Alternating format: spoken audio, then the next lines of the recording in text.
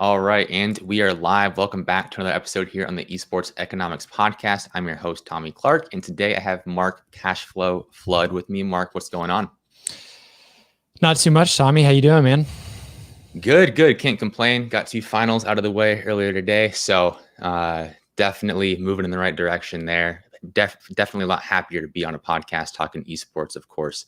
And I appreciate you taking the time to stop by the show. Really big fan of what you're doing personally and with Disrupt as well. So for anyone who might not know who you are and what you do, kind of give us that background of what it is exactly that you're doing here in esports. Yeah, my name is Mark Flood, and I run Disrupt Gaming. We are an esports team. That's what we call ourselves, an esports team, but really we're closer to a media company, I think, than an esports team. That's what I do. You probably have some more specific questions to guide me where we go from there, but that's the general gist. Awesome. So walk me through from the beginning. Like how did you decide to get into esports? At what time were you like, this sounds like something I want to do? And then from there, what did that process look like of getting this organization off the ground? Because I mean, I don't want to sell you guys short. You guys are doing some amazing stuff. So what did that process look like of getting Disrupt off the ground from ground zero? Yeah. So I've always been an entrepreneur. I think I've only had like a job for maybe 2 or 3 years. I'm 35 now. And so Disrupt, we started Disrupt in March of 2018. And my co-founder and I, Cliff Waters, we were in another project previously called Gamerwall.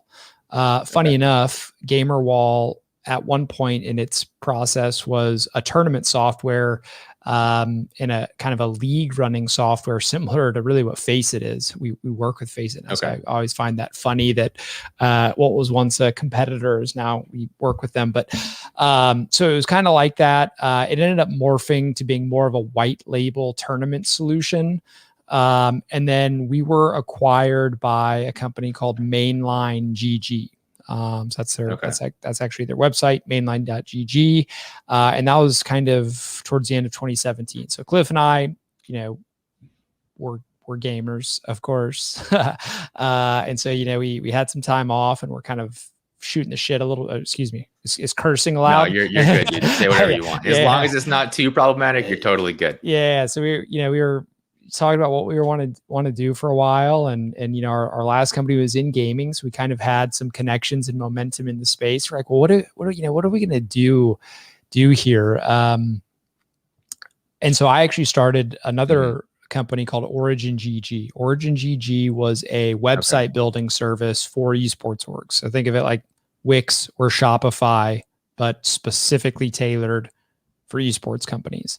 Gotcha. And so I was working on that. My trade is in software development. That's I can code a little bit and do all that stuff. And so that's what I was working on. And so through that, I was meeting tons of what you would call probably tier 3 and tier 4 esports organizations, right? They're setting up on our platform to get their website. I was doing all sorts of outbound marketing, getting people to sign up, this, that, the other.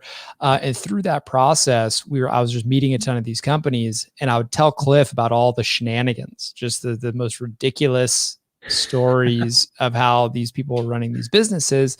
Yeah. And I was like, dude, I think we would have a competitive advantage immediately over 99% of other operators. Like just by being us, that would put us above 99 out of 100 orgs, and we'd instantly be up on the heels of, the top 50 or whatever organizations in the world, or 100, whatever. But, kind of in the thick of it pretty quick. And so we thought about that for maybe a couple of weeks. Then we're like, okay, let's do it. So we threw in a little bit of capital between the two of us. And we actually found through my software company, Origin GG, a CEO to run the company. It was never my intent to run the company full time. That was never the case. And so we actually found a young, super ambitious kid that would run it with our guidance, of course, but be the day-to-day, because we didn't know we didn't know all of the interworkings and Twitter and all these like little small components of the space that turns out they're really important. And so that's how we operated for our first like 9 months or so. Things didn't work out well with our initial CEO. Surprise, surprise. Just it was too much inexperience and growing pains, which are fine, right? It's a good kid. However, it was like real dollars that we were using here, right? And so we actually blew through all of our initial capital that Cliff and I had put in personally. And this was like probably towards the end of 2018. 2018. And we were like, well, we can either fold up shop now and join the graveyard of our fallen comrades, right? Or, if we're convicted in this, let's raise a little bit of money and do this. And so that's what we did. We didn't raise a ton of money, but we did raise a little bit and kept going. I kind of took over. So I did an Ironman in November of 2018. And that was always the point in time that I was looking at, that I was like, after that, I can take over. I couldn't take over before that. It's too busy, but after that I can take over. And so that's kind of when I came on full time towards the end of 2018. And so yeah, I've been the, person most in the day to day, since then, but that's kind of how we got into it. Awesome. Going back a little bit to Origin GG, I'm curious, what was the value proposition compared to like you said, a Wix or one of the other website builders? Like, what do you think? What were you guys going for to make it more tailored for esports? Yeah. So if you do it, and maybe it's different now, it's been so long since I've used one of those like website template things, but like, you could make a pretty cool website, but like little things were surprisingly difficult to do. So like having a little bar with your sponsors on it, like that was not easy to do in Wix and Shopify and all of that stuff. And so that was kind of it, right? We called them modules. We had a little esports module. So a little section that you could place anywhere on the page that would show who was live streaming. A little section you could place anywhere on the page that showcased your sponsors. You could click on it and see more information. Creating roster pages, right? Having all that info there.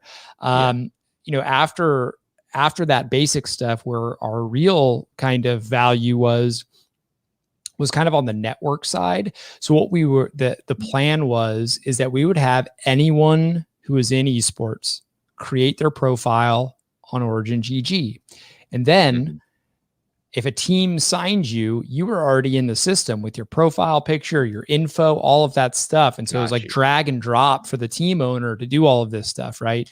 Now, the problem with doing that is you run into, I can't remember what the term is, but it's some type of that product doesn't get really valuable until a ton of people are on it. So you always run into this issue where like it's annoying at first because people have to go create their profiles, right? And so that was an early struggle we had, and I ended up shutting it down. I probably had maybe 50 paying customers or something like that. So it's cool little, for a little homemade software project, kind of getting some momentum, but we just felt like Disrupt was a more promising venture. And so once I came on to Disrupt full time, I think I shut Origin GG down within like 3 or 4 months of that. Makes sense. And in that experience, you had mentioned kind of working with a lot of T3, T4 esports organizations. And as I can imagine, like you said, a lot of shenanigans and things that just kind of made you go like, what are you doing?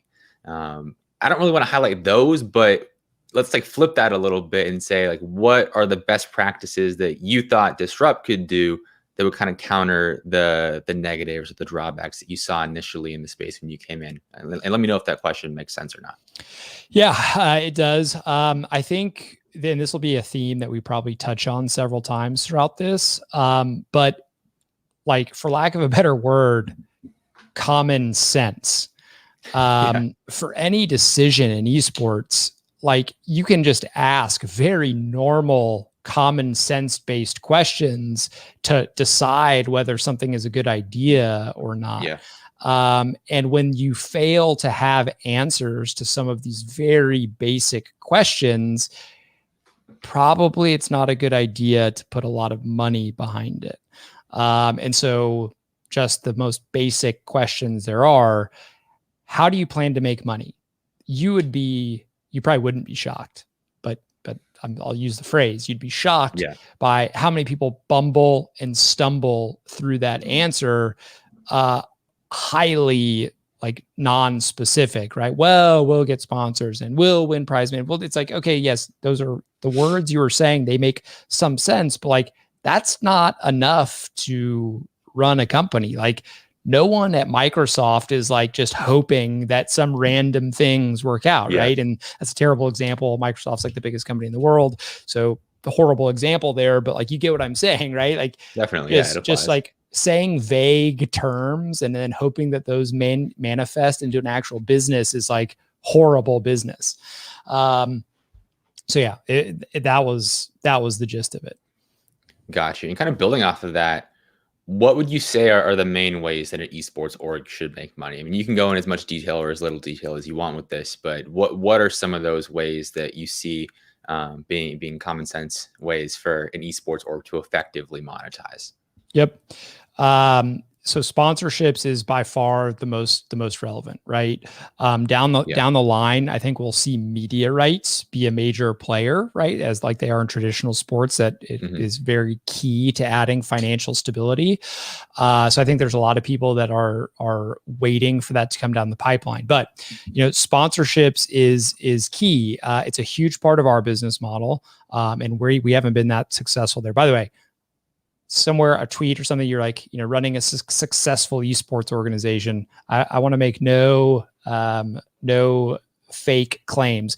We are far from being a successful esports organization. I work daily on this thing to make it one, but by no means can we be considered successful by any business metric, right? For feel good metrics, I'm sure there's lots of ways we're successful, but we're not there yet. So anyway, going back to sponsorships, that's a huge thing, right? So like esports as a marketing vehicle for brands, great.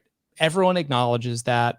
Every T3, T4 organization that I worked with at Origin GG acknowledged that, but like that past that layer, there was like nothing there. So for example, how do you actually get one? What does it look like on a daily basis to go get a sponsor? So I'm going to assume that you don't have celebrity connections. And if you do, that's a huge advantage and will help.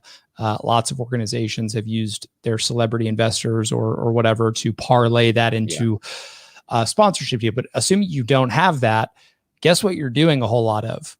Cold emailing and cold outreach. And that's not fun. A lot of people don't want to talk about that part of the business. I do a lot of that, a whole lot of that.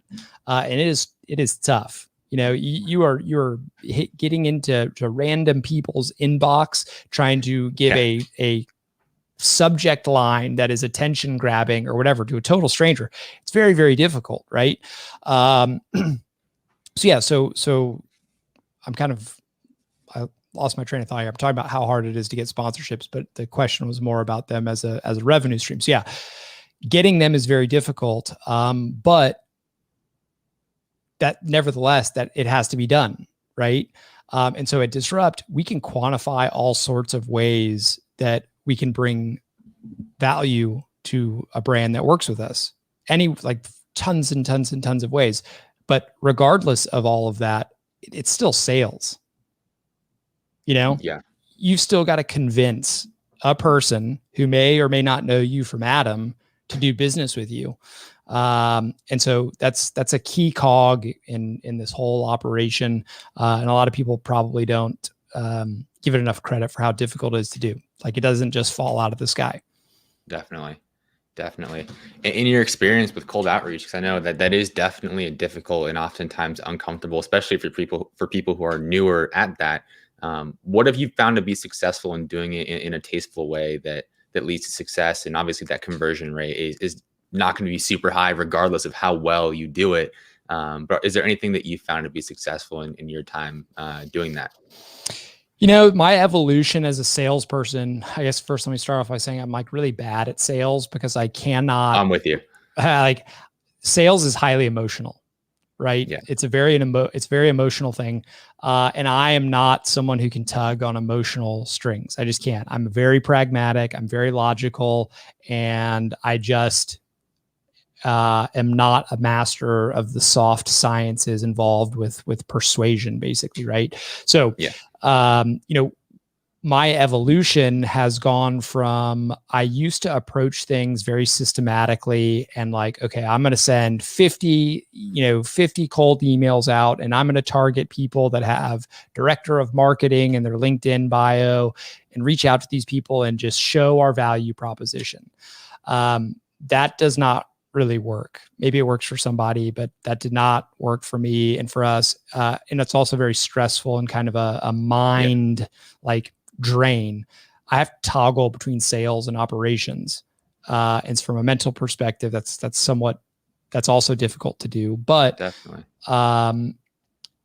my evolution has really been more towards relationships. And if you've ever read anything about sales, then you know that relationships are super important. And so at this point, I honestly don't even try to sell anything now. I'm just trying to build relationships. When I reach out to people, there's rarely an ask of any sort. I'm never, we're all getting asked to do stuff all the time. So I almost never do that anymore. And so I'd say in the relationships department, we're doing pretty good. I'd say that there's in terms of who the big corporate brands are in esports, I've got pretty good relationships with quite a few of them. Are they going to lead to impending sponsorship deals? Maybe, maybe not. But for my mental, it's better to just be building relationships instead of constantly asking people for money. Yeah, I'm with you there on a much smaller scale. I mean, from personal experience, just trying to get into esports and land an opportunity, it's very similar. Like, of course, you got to make an ask sometimes, and there's sometimes you gotta be direct like that. But what I find works best for me is just actually making friends and not really asking for something immediately or ever sometimes, and just building that relationship. And so far, it's worked out. So I'm definitely with you there. Now, we've discussed sponsorships. That's like the main revenue source. Is there anything else? Anything else that's bringing in money for an esports organization? Yeah. So revenue streams, sponsorships. You'll have publisher revenue share, right? So Disrupt Gaming, we are partners with Ubisoft. We have in-game items with them. We participate in their North American league, and Ubisoft supports these efforts for us. So revenue shares with publishers. That's a big one. YouTube. We freaking love YouTube. I love YouTube so much. We make money on YouTube. It's freaking great, right? We make a lot more money on YouTube than we do from like esports specifically. And I said earlier, we're more of a media company, and so that's part of it. But so there's that. Obviously, prize money. Prize money is something that I would never advise any other org, upstart org or whatever, to bake in as like an anticipated revenue stream. However, when it happens, like that can be substantial money. Like Ninjas in Pajamas just won 6 Invitational and they won $1 million. So like assuming some revenue share with the organization, my guess is that's somewhere between probably $300,000 and $500,000 for the org. So, not like they're completely set as a company, but like that's not too bad, Yes, not too shabby. And so it's pretty good. So sponsorships, YouTube, publisher, revenue sharing, prize money, merchandise. Merchandise is another one. Merchandise is something that I toggle back and forth on, and this will be another theme that maybe we touch on later, but I think merchandise is one of those things that looks cool on social media, but when you really get into the numbers of it, okay, so you're selling a hoodie, and this hoodie costs, $30 to make. You've got to ship it and package it to somebody, and they're buying it for, 60 or 70 or whatever. It's like, how many of these are you really going to sell? And like, when you get into the clothing game, you're now competing with Supreme. You're competing with Off-White. You're competing with companies whose only focus is clothing. So to me, the idea that as like a side part of your company, you can be wildly successful while competing with someone who's their entire focus to be a substantial amount of revenue seems weird to me. And I suspect that most orgs don't make a ton from merch. Maybe I'm wrong about that. I think Phase, there's a few that do, right? Phase probably kills it. Okay, that's one. 100 Thieves, you would think they kill it. I'm a little skeptical of that based on how much they probably have to pay people to promote all that stuff. But maybe they're doing well there. Outside of that, how many orgs are going to have a substantial revenue stream from merchandise? I don't know.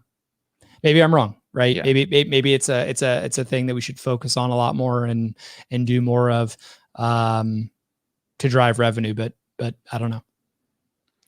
What role do you think merch plays, just kind of as a way for fans to display their support if they want to, I guess, kind of like a supplemental sort of thing?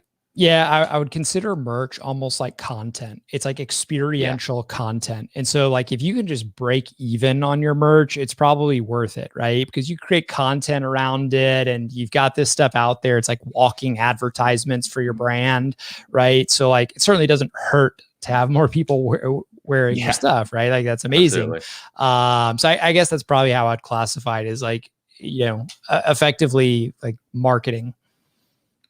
No, that makes sense. It's a good way to look at it. And when it comes to the media rights conversation, I think something that makes this a bit interesting is the whole co-streaming thing. And we've seen it with Valorant. They've been very successful with that, having Shroud co-stream and Ninja and Myth and Pokemon, and I think there are a handful more.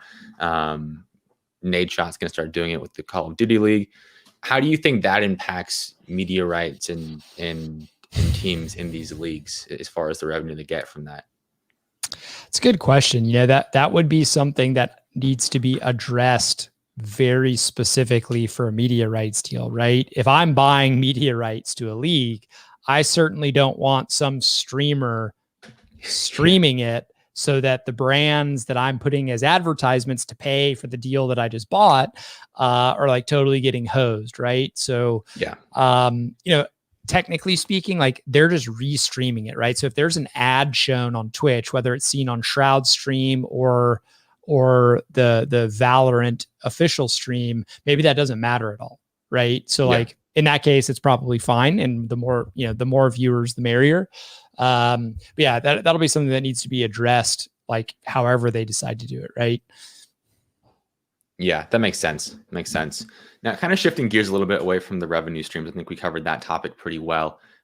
What does your day-to-day look like as the operator of the organization? What are you doing on a regular basis to make sure everything stays afloat and everything keeps progressing?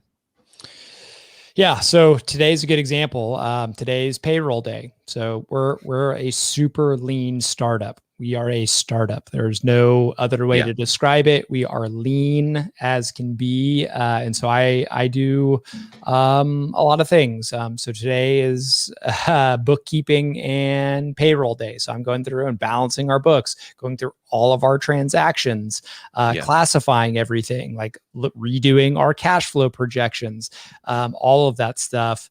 Kind of keeping it in. So, and then a few days ago, we had to submit our part of our agreement with Ubisoft, right, is reporting on all of our social analytics over a quarter, right? So the third of or fourth of the year. So I got finished doing that. That took me freaking forever to do. All the reporting, sponsorship stuff, at the end of the month, we've got to report on all of that, put all of that together. And man, there's so many things that I'm like, I just don't want to do this anymore, but there's no one else, right? There's no one else coming to save us. And so a little bit of everything, and on, some days it'll be, I'll spend a lot of time going through our content, looking at our analytics, for example, on YouTube. Are the quality of videos we're making, are they getting measurably better? I think you had Vexian on here. Vexian is our director of YouTube. He's fantastic. Austin Jones has been with us a long time in YouTube as well. Those two guys handle a lot of our like direct creator relationships. And then I'll get in calls with them and we'll go through and we'll be like, okay, are our thumbnails on point? How are our titles doing? What's our CTR? Average watch time? Is it going up or down? Why is it doing that? We need to watch this, figure this, that, doing all that stuff. And then, some days will be all outreach, right? I'll literally just spend all day creeping. I use that word like lightly, but it's really what I'm doing. I'll be on LinkedIn looking at who do I think handles sponsorships at Procter and Gamble.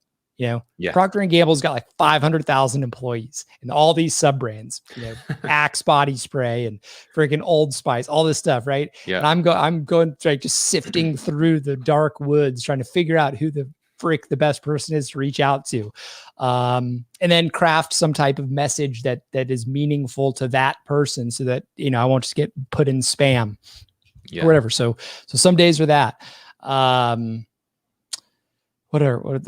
As you can tell, every day is a little bit. So, some days I'm flying out to Las Vegas to go film and be with our esports teams, right? Make sure all those guys are okay and doing all that stuff. So, and it's really lots of different hats.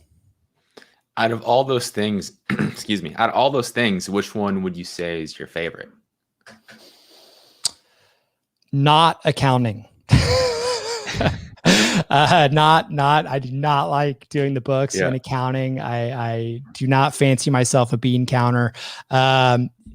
Probably, to be honest, anything that's like operational, I like doing. Like, I love operating. Like, I get satisfaction out of incrementally progressing and being in the mud and dirt and getting stuff done. I really, really like anything that is like that.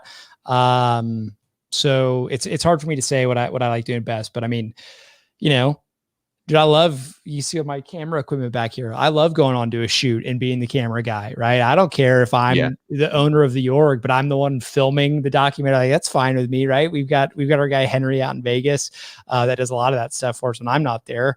I'm only there. He does most of it, right? I'm only out there once every couple months, but I don't mind doing that stuff, right? I love it. Shoot, I'll hop on and edit a video if I have to. Anything operational, I like to do. Love it. Now, kind of switching gears again a bit, as an operator, as someone running an organization, I think there are going to be a significant amount of people listening to this podcast or watching this podcast back that are trying to break into the industry in some way. I'm one of those people. From your perspective, as someone who may be in charge of hiring someone, what are you looking for in a potential employee? Just in general, obviously it's going to depend on the role. There's going to be some nuances there, but in general, what are you looking for in an employee if you were hypothetically hiring? Man, this is such a relevant question. The first thing is autonomy. Like, can you get shit done unsupervised? Yeah. Right. And do you have the ability to learn and improve over time, like unsupervised, right? Because, at Disrupt, we simply do not have the resources to go hire, like, let's just take social media, for example. We don't have the resources to go hire, Peter Berg as a social media director and like doing all this like crazy stuff, right? Like, we have to hire entry-level people that like, we're kind of like, look, you'll get paid a little bit of money here. We'll do some stuff, but ultimately, like, you have no experience and we need you to like perform like you do have experience, right? We actually have a long track record now of like doing this, right? Of bringing in people with 0 XP and then them leveling up and then either being able to make a lot of money on their own through YouTube or whatever. But autonomy, right? So finding people that can come into a role and not have their hand held the entire way and get ish done. And not just like get things done in the sense of like checking a box, but get things done as in moving towards our goal. So if you're working with us on TikTok, are we growing? Are we getting more views? Does it look like people are enjoying the content you are creating there? Like, and then can you answer these questions yourself and systematically improve this process without me, being in your grill about it 24/7. Makes sense. How about from a content creator perspective? So maybe not like an employee, like a social media manager or someone in that role, but someone as a content creator or an athlete for one of your teams. Like, is it kind of similar sort of situation, or is there anything else you're looking for in that type of person? A little bit different if you're talking about the actual athletes, right? Because they're graded on a very clear, mostly clear, much more clear than like a kind of an opaque business role. So I'm going to exclude that from the conversation we can talk about that later, but exclude specifically esports athletes for the moment and just talk about content. Dude, we are living in a golden age of opportunity, and there is just this infinite amount of opportunity for people that have persistence and grit. And what I mean by that is, you happen to follow Jack Butcher on Twitter? Yeah, I do. Yeah. So build once, sell twice, right? We are in an age where there is leverage. So this podcast, for example, we're going to spend an hour making this, and it's going to be viewed however many times. And that's like a one-to-many relationship, right? So all this stuff is really, really powerful. So if you're a content creator trying to make it, you have tactical decisions you have to make. Like, for example, what platform are you going to focus on? By the way, anyone watching this should be YouTube. Agreed. For the most part, should be YouTube before anything else, but that's again, slightly different topic. But, really all it's about is finding your people, right? How are you going to find your niche and serve content to people, that they like and want to come back? Like, dude, 80%, I think, of all the traffic on the internet is video based, right? That's so much traffic, and it's only getting bigger. YouTube, if you just look at YouTube's overall traffic, it keeps growing like 30% year over year. Like, it's insane. It's absolutely crazy. So like, that's the key, right? You get in, you start creating, you start using the infinite leverage that exists on the internet, which is distribution. I create this video once, and then it is there for forever and can be seen millions of times, but I only had to make it once. You use that leverage to build a career for yourself. I think a lot of people struggle with how to find their niche. And this is, again, slightly off topic, but I do think it's at least a very good entry level is, you take two things that you're interested in and cross them, and boom, there's your cross section, right? That's what I did. Yeah. So like, let's just let's just say that you are a middle level esports athlete, right? You're middle of the pack. You're never going to be, tens or whatever. You're just a middle of the pack guy. And you'll probably be out of the game in like 2 years and whatever, right? Let's say that's you. Okay. Well, you still have this platform, this opportunity to do something cool, but like, you're not going to be Shroud, who's got this like crazy aim, and that's not going to work for you to build an audience. How are you going to build an audience? Let's say that you're interested in sneakers. Boom. Now you're the esports sneakers guy, and you just like wiped out. There's probably other of that combo that was probably too vague of a combo, but like, you just wiped out so many of your competitors because there's probably not that many people doing that cross section of content, right? A lot of guys are an esports athlete, but fitness guys, right? What's his phase dude? Forgot his Jasper. name. No, he was on phase. He's not on phase anymore. Like Sensor. Yeah. Oh yeah, Doug Sensor Martin. Yeah, Sensor. Like, right? Like, he's like the quintessential example. And in Rainbow Six, there's a guy named Yeti who, like, I don't know if he meant to do this, but it's just kind of happened. He's like now the buff fitness dude, and like that's kind of his part of his shtick now, right? And so finding the cross section of two communities, I think, is a really good tactical way to like help find your niche. No, that makes a lot of sense, and I love that you brought up the example of just taking two things and combining them, because I mean, with this esports and marketing, prior to that, in my past life doing nutrition stuff, it was nutrition for basketball players, and that niche kind of differentiated me from other nutritionists that were just kind of general population, helping anyone and everyone. So it definitely applies. Now, I do want to touch on YouTube a bit. I know we discussed this with Vexian on the previous podcast, but I want to get your take. Like, why are you so bullish on YouTube? So one, it's got distribution. Mechanically speaking, it's a search engine, right? Yeah.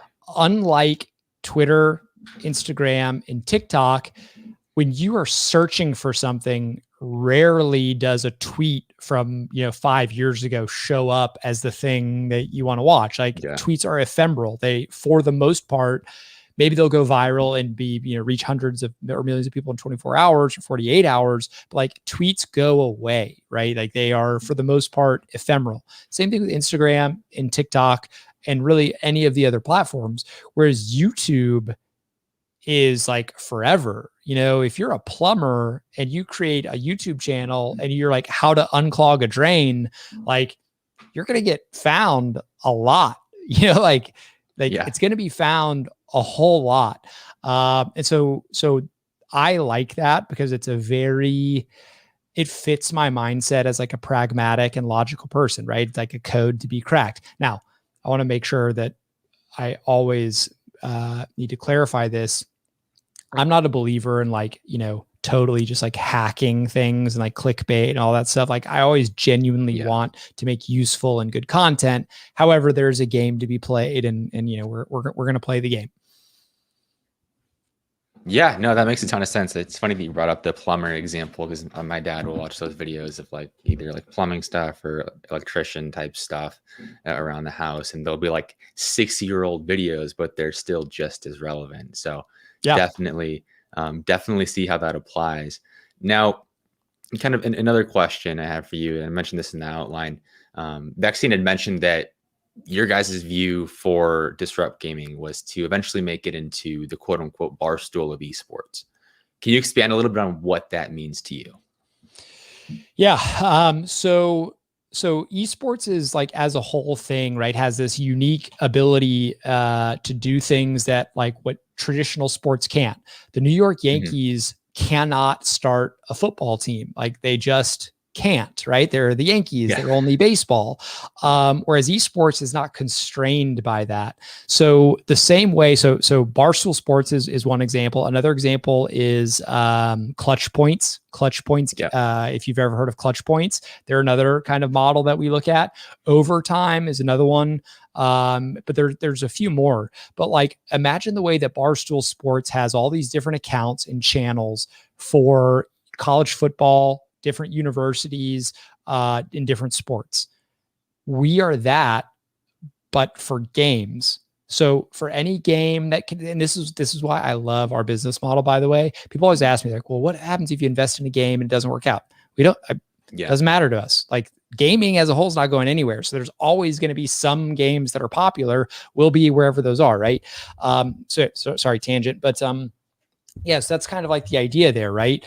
Like, as many games as there are, we're going to have channels in producing media, monetizable media for whatever games there are. The fact that we have an esports team, like a pro level competitive team, is a competitive advantage against other media companies.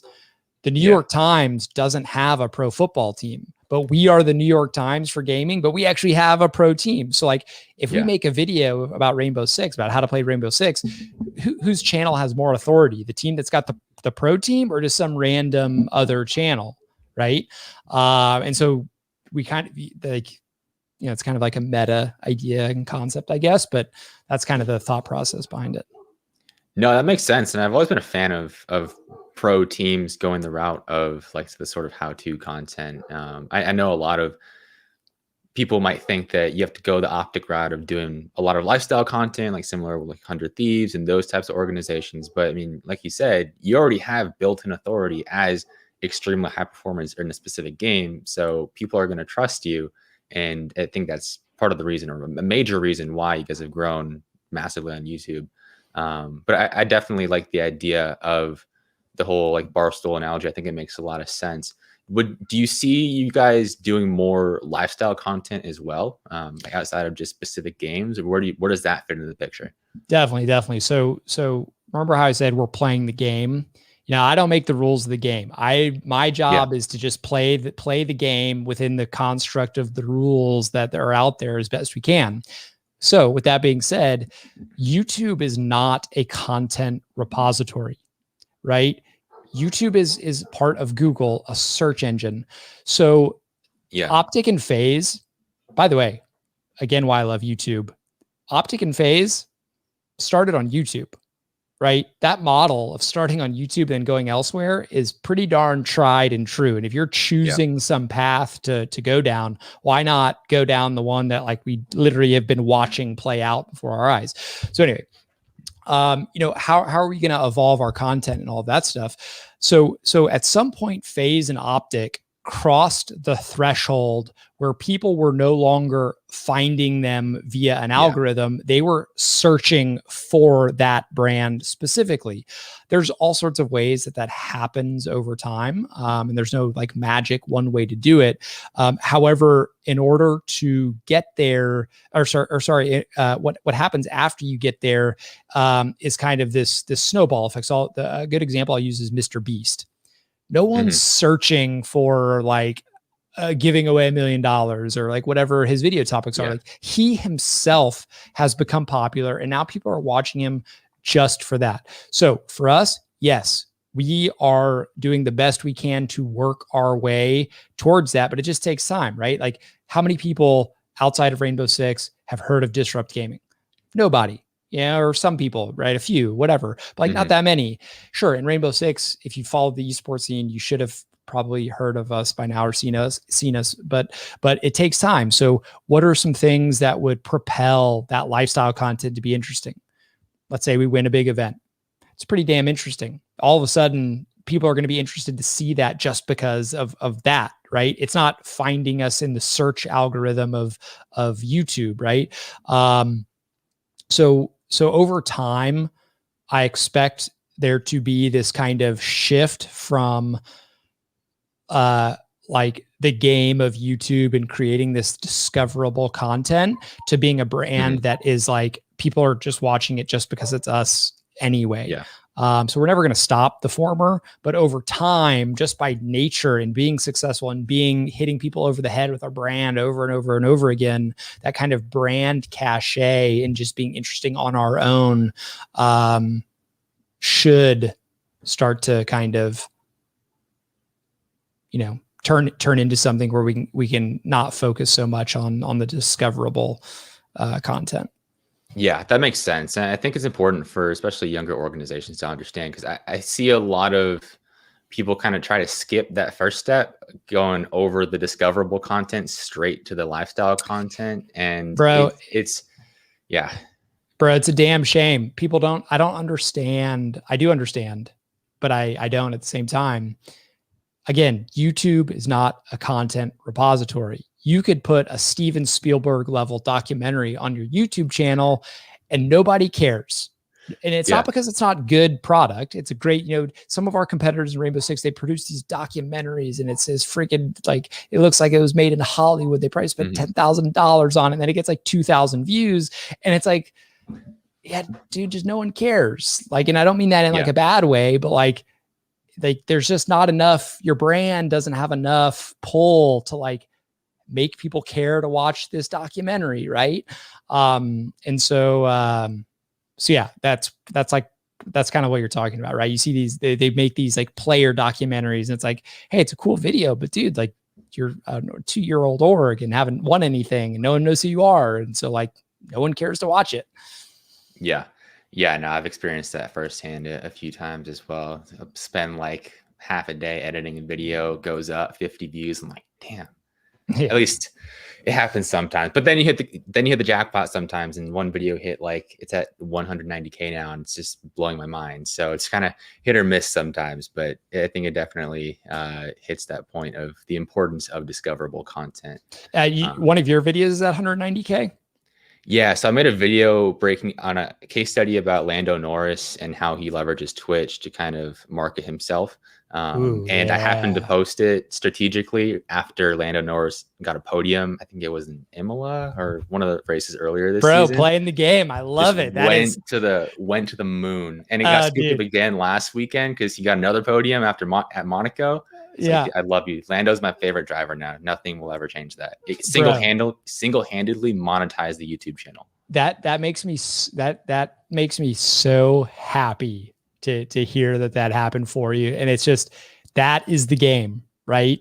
Like you made the cross section with a culturally relevant thing. Tons of people were searching for Lando Norris. Lando Norris search volume was probably at all-time highs, It's and absurd. there your content is, boom, right in the middle of it. Like, I love that. I love it.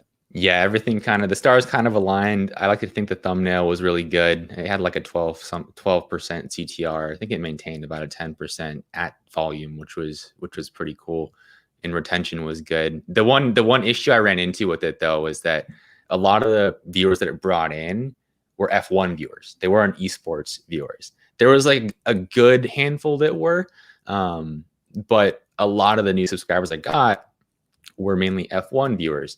So the following one or two videos afterwards, the CTR is absolutely tanked because it was getting shown to all those new viewers, but they didn't want to see type of content. So now I'm kind of trying to find that stride within the esports industry as well, as far as like that viewership. So I think it'll come, but it was cool to see that initial kind of video take off and just know that that's a real possibility. Mm-hmm. Victim of your success, you know? Yeah, it's a good problem to have. Yep. Now, how about on the individual player level? As an esports athlete, like, what are your thoughts on what these players can be doing to maximize their personal brand while they're playing? Because in most cases, you're gonna be most relevant while you're playing, and this is a mistake a lot of traditional athletes make, of like focusing so heavily in game and performance, and obviously super important, but they neglect the business side of it and their own personal brand until after they're done playing. And then after they're done playing, they're not as relevant, and it's like they missed the boat. Yep. So what's your thoughts on how esports athletes can kind of take advantage of that time in the spotlight and leverage that into something that lasts beyond their playing career? It's the cross section, bro. Find your people, right? Whatever. So if you're an esports athlete, you've already got this huge advantage over 99.9% of people that are trying to get attention on their stuff, right? You've got this platform that is super valuable. Okay. Again, you're not going to be able to be the hardcore esports guy, most likely, right? Shrouds already exists, and then Bolo exists, and then these guys already exist, right? So like, okay, you've got to find your tribe, your people. So like, typically most other people have some type of other interest. So let's say that it's hip hop and you just love hip hop. Be the guy that's building content around your love of hip hop, right? Yeah, it's easy to create content for things you like. It's not a chore if you actually like it. So dude, start a podcast and just literally once a week talk about whatever rap music came out that week. Boom. Now you're the guy that is an esports athlete and likes rap. And guess what? Tons of esports fans probably like rap, and boom, they're like going to gravitate towards you. The other thing that I would add is that there'll be this like resistance, like, oh, I was just focused on winning and I didn't have any other time or energy to do anything else. And that was all I could do. And winning was the most important thing. Come on. Give me a break. Tom Brady's a 7-time Super Bowl winner and he's doing ads. He's doing TB12. It's like, no matter how busy you are, you've got 2 or 3 hours a week to do something that is outside of just competing, and do it well too, not just half-ass it. And so, I think a lot of them have to kind of get over that hump. Really, what I'm quite certain that is a mask for some other, either laziness or laziness is too harsh of a word. Maybe scared to kind of get out there and be someone else outside of that or whatever. Oh, I just want to compete. I don't want to focus. I need to focus all on this. It's like, it's like, come on, guys, you've got some time to work on something else. I mean, shoot, you said you played college basketball, right? Yeah. So maybe that's not a good example, because as a college athlete, like, you're literally, that is rough. Like, someone is like watching you go through all this stuff. So college athlete is probably tough. Although I will say, there was a former wide receiver for Texas football. His name's Colin Johnson. Okay. And he made a YouTube channel called Call In, like call on the phone in Johnson. It was like vlogging and all that stuff. I'm like, thank you. It was freaking amazing. I think he still does it too. So it's definitely possible. It is. I mean, there's time. I know during my playing career is D3, so nothing too crazy. But between that and school, I could see where the justification comes in of like, I don't have time. But like you said, there's at least 2 hours during the week where you're not doing anything, or you could hop on a stream, or even outsource to an editor, like hop on a stream and then outsource to an editor, chop that up into social clips, or there's so many opportunities. Tons.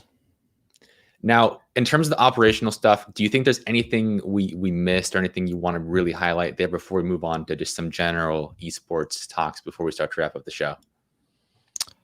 No, not that I can think of. Maybe I'll think of something later. Cool. Perfect. So kind of shifting into the next topic, just want to touch briefly on the state of Rainbow Six Siege Esports. Like I said before we hop on air, I'm not super familiar with the esport. Like, I'm vaguely familiar with it, but it's probably not the one I spend the most time consuming. So I'm curious to hear your perspective on kind of where everything is at right now. I've seen some like claims that quote unquote Rainbow Six is dying and like stuff like that. So I would just love to get your thoughts on where the esport is at currently. Yeah, we even made a video, is Rainbow Six dying? Against my own personal, we sometimes will release content that I'm not personally a fan of. I don't think Rainbow Six is dying, but I admit that the title is catchy, and the substance of that particular video has some true and valid criticism. So we kind of let it go through. Dude, Rainbow Six is a fantastic game. Right. I've got this theory that any esport is just a function of the game's casual player base, approximately 1% at that, to be specific. So in that regard, Rainbow Six is doing just fine from a gameplay perspective. It's an FPS with a vertical play and a destructible environment and abilities, and that combination is highly unique, and it resonates with a particular type of player that like isn't going anywhere, right? Like, yes, Valorant has abilities, but there's no destructible environment, and it's not vertical play. Same with Counter-Strike, no abilities, but again, just a different game. I love Counter-Strike. I love Valorant. It's not that I'm saying, oh, it's better or worse. I'm just saying that in terms of where Rainbow Six lies, it's very, very healthy, and it's very, very robust. Not to mention, it is Ubisoft's main esport, their first esport, their biggest revenue driver, as far as I know, and is very, very important to Ubisoft. So Rainbow Six is doing just fine. I think any game. So I was talking with a former Rainbow Six player about this on Twitter. It's a really interesting concept. Counter-Strike is like the basketball of esports. This is what I mean. You have a court in basketball. The goals are 10 feet tall. The court's 30 yards long, 94 feet or whatever. And this is the court. Every few years, they maybe move the 3-point line back or modify something on the court, and then maybe add rules about face checking and like fouls or like modifications. Consider those modifications. Consider those modifications patches to the game. But on the whole, the game is more or less the same. That is Counter-Strike. So there's pros and cons to that. The pro is that if you're an esports athlete, your skills aren't liable to just get wiped away by a meta change, right? It endures. Your competitive advantage is the 9 years that you've spent honing your craft, just like it is in basketball. Whereas if in basketball, they just randomly,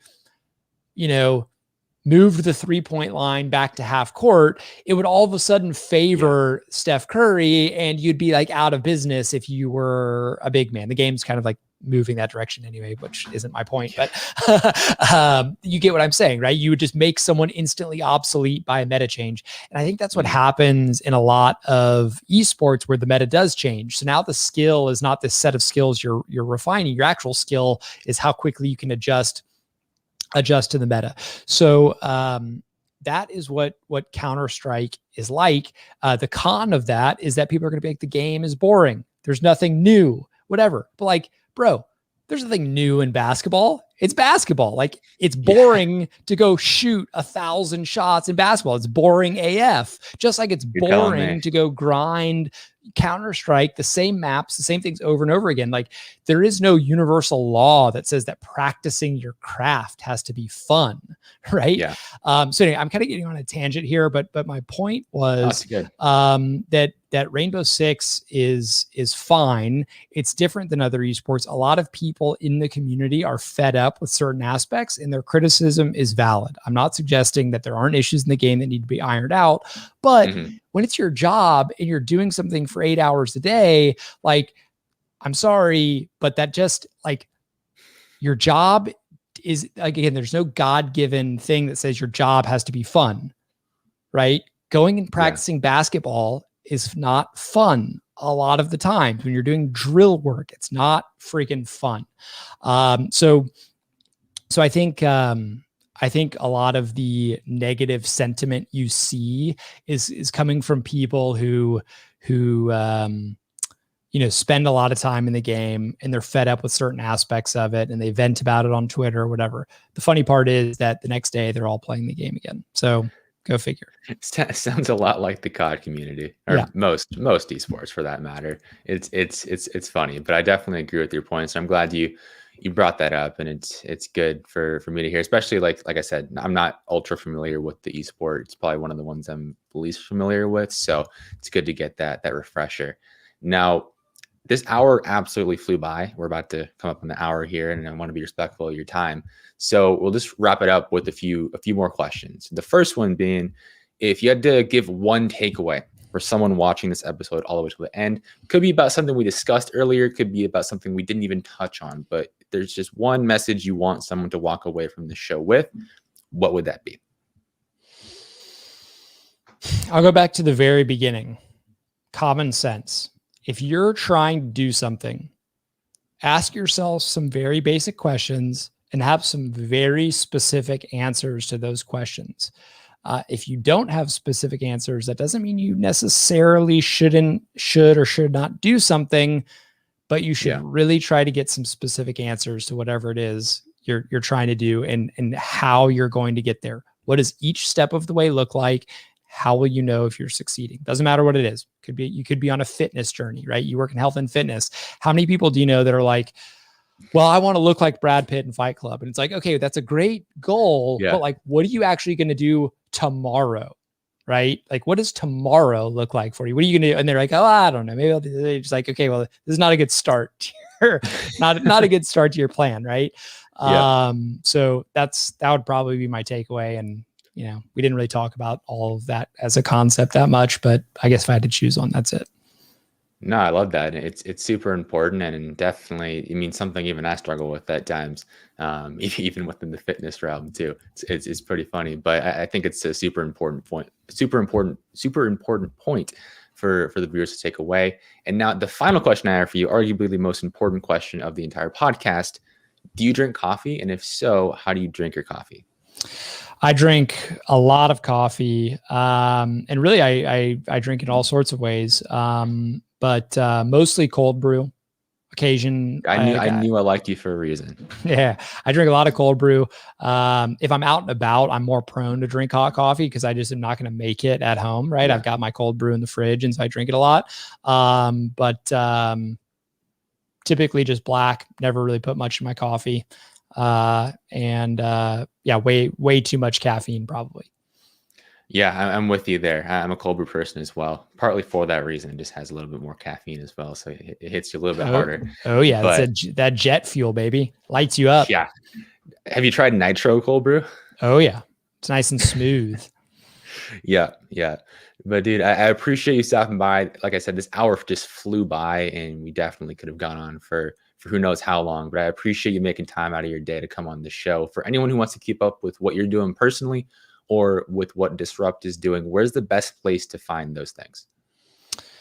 Probably our Twitter. So at Disrupt Gaming. Me personally, I'm Cashflo, although you need to know that the L in my Twitter is actually an I. It's just, it's just a capitalized I. The guy that has Cashflo will not give it to me and is very annoying that he won't give it to me. That explains it. I was like typing it in earlier, like trying to find the @ to put on the screen up here just to make sure I was spelling it right. And like it wasn't coming up. So I was like, am I spelling this wrong? What is going on? But that I got Twitter scammed for this handle, by the way. I got scammed on Twitter. I'll never forget it. I learned my lesson, but literally I'd been trying to get this handle for forever, the actual one. Yeah. I get a random DM with the same exact profile picture, the same exact branding from what I think is the account. And the guy's like, hey man, I'm ready to give it up. How much do you want to pay for it? I'm like, I don't know, dude. I mean, shit, I'll kind of pay a lot for it. Like, I mean, it's my name, you know, like I want it. And he was like $200. And I'm like, done. What's your Venmo? Like, I'll do this. Like, I did this so fast. This happened in like 5 minutes. And I said, I Venmo this dude. And he's like, okay, like 1, 2, 3, go. We'll make the swap. We make the swap. And I'm like, yeah, I can't get it. It's like unavailable. And I'm like, bro, why am I not getting it? And he's like, did you just copy and paste the handle? And I'm like, okay, that's weird. And then like it worked. Mother effer had Cashflo, capitalized the L. And so that's why I couldn't find it, because I was typing Cashflow, but when I copy and pasted it, it was the I, but it was capitalized, and it worked and it went through. Then his account just disappeared. His account was deleted on Venmo, disappeared, totally scammed. And then I actually did a Twitter poll, and I was like, should I go back to Thumb Talk, which was the name of previous one of my startups, or should I just leave it as this? And people were like, just leave it. No one can tell. Yeah. No, I think you made the right choice. That's funny though. I think it kind of builds off the common sense point we were talking about earlier, how all of us are suspect to it. So dude, the whole thing was like happened. It was so fast. And it was like, I would have fallen for it too. Bro, it was so terrible. I was so angry. And then afterwards I was like, good scam. Yeah. You know, you got to respect it. Yeah. It was a good little heist. Good for that guy. I hope he bought Bitcoin or something with his $200. Love that. Well, Mark, thanks again for stopping by. Are there any other final parting words you want to share with the audience, or are we good to go? No, man, that's it. I appreciate you having me. Anyone that's watching this, feel free to hit me up on Twitter. I love talking about the business side of esports. We're pretty transparent about it with what we're doing at Disrupt. So happy to share whatever information I've gained over the last 3 years. Sounds good. And for all you guys watching all the way till the end, if you're on YouTube, hit that like button and subscribe button down below if you want to watch more podcasts just like this and more videos on esports marketing. If you're on audio platforms like Spotify, Apple, really wherever you listen to podcasts, drop a follow and also drop a 5-star rating and review. Out of all those calls to actions, I know it's a lot. Most important one, just hit the subscribe button. Would really appreciate it. And I'll go ahead and see you guys on the next.